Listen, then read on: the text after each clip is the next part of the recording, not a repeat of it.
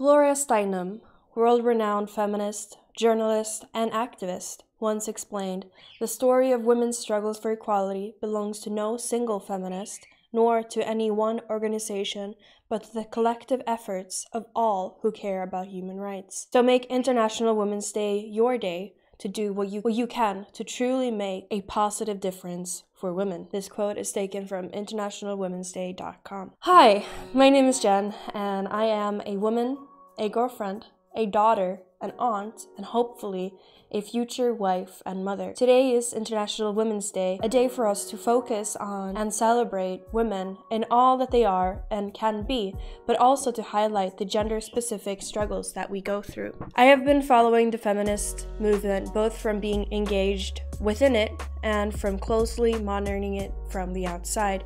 Right now I report on it a lot and criticize it here on my channel.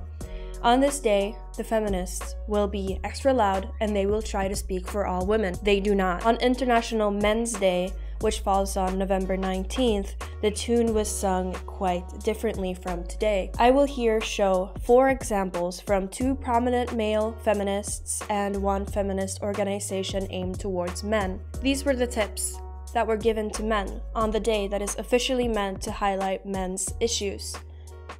Give room. Give room for others. Let women and non-binary talk to finish. Ask follow-up questions instead of every time giving your own perspective. Tell them off. When other men tell mean-spirited jokes that cross the line, tell them off. Stand up against sexism and homophobia. Dare creating an uncomfortable atmosphere. Criticize and challenge the male role in society and try to work against toxic masculinity. Re-evaluate your role models and strive to look for men who challenge the problematic gender roles and toxic male role. Take responsibility for the violence caused by toxic masculinity. These tips can be summed up as man bad, change man, and make room for women. A much nicer summary is that of self-improvement, and that is the spirit that I want to bring in to Women's Day as well. Let's strive to make this a day for inward reflection and on how we can be better women for ourselves and for the ones we love. I see a troubling trend today where family is becoming secondary and independence is highly prioritized. What I am referring to here is the dump your boyfriend narrative, where divorce is getting normalized, and instead of working on our relationship, we instead look for ways out. Hookup culture is also normalized. We view relationships as disposables, and in turn, we devalue our body and our mind. Celebrities and activists are almost glorifying abortion in the way that it is talked about, and article after article is now coming out about how expensive babies are. Female feminists are hostile, and male feminists are unmasculine. They are displaying the opposite of what women and men typically search for in a partner, and it's willfully so. Feminist women don't want you to sexualize them while they spread their legs and wear little clothes to hide their parts. Feminists grow their hair out on their legs, in their armpits, and their bikini line. Feminists encourage you to not lose weight. Feminists wear makeup, but only for themselves, not for you. And if you give a compliment to a feminist, she is sure to take it as sexual harassment. Regular women do not behave this way, but a little bit of this more extreme way of viewing femininity is slipping into the mainstream. The most sought-after role to be today as a woman is the girl boss, the strong and independent babe who don't need no man. It's in the media, it's in school, it's constantly used in politics to prop up the female politician, it's in music, it's in ads, it's everywhere you turn.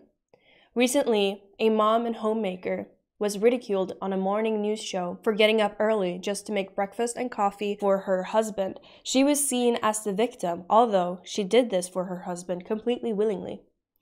She was shown with her beautiful family and herself really well put together. This today is very frowned upon.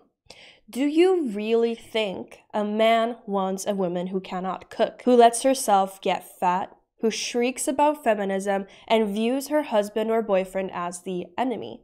Feminists don't care what men think about them, or so they say, so it doesn't matter to them. But to the rest of you, Or maybe even to you who is a feminist but want to have a healthy relationship to yourself and to your loved one, hear me out. Much like the male feminists did for International Men's Day, I too have made a list for International Women's Day. Tip 1. Listen to the men in your life. Is your knee-jerk reaction to shut them down as soon as a man tries to talk about his criticism of modern feminism? Do you actually let the men around you talk about politics that you don't agree with? Why does your white male friend not believe in white privilege or the patriarchy? Try to understand. Give him room to explain. Bring follow-up questions. Try to expand your worldview by listening to all sides of the story. Maybe try to listen to a podcast with a host that you just instinctively think is out of this world stupid, but you haven't actually heard him speak firsthand. You don't have to agree with what you are listening to, but it's important to understand more perspectives than your own. 2. Tell your feminist sisters to calm down. Do you have a female friend who is completely hooked on the radical feminist narrative and/or is leading an unhealthy lifestyle? Try to challenge her on her convictions, if you can. Don't let your best friend buy into the hookup and party culture well into her 20s and 30s. It's not a good look and won't make for a stable friend or a woman. Even if you are a feminist and listening to this will benefit your friendship and your movement. I am all for the open discussion, and I follow feminists quite closely to see what my supposed enemy is up to. I am not categorically against all of the ideas that individual feminists have. I am against the movement and a lot of their ideas. I think that it would be fun if we could have a civilized debate, but for that to happen, sane women have to step up and tell their crazy sisters to calm down. 3. Challenge the modern female role and explore the meaning of toxic femininity. Is there a female equivalent to toxic masculinity? And if so, what does that look like? Do you inhabit any of these behaviors? And if so, is there anything you can do to change them? 4.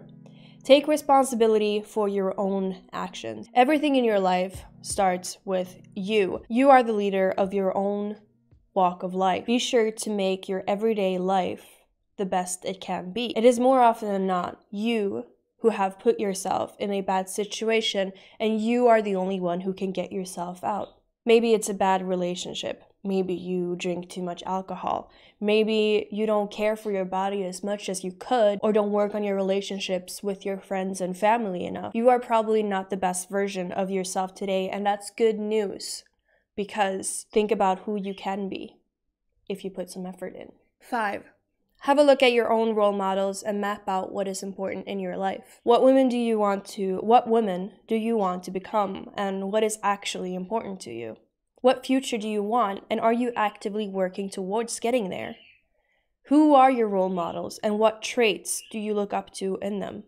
And 6, and the final one, don't let yourself get fat, ugly, and resentful.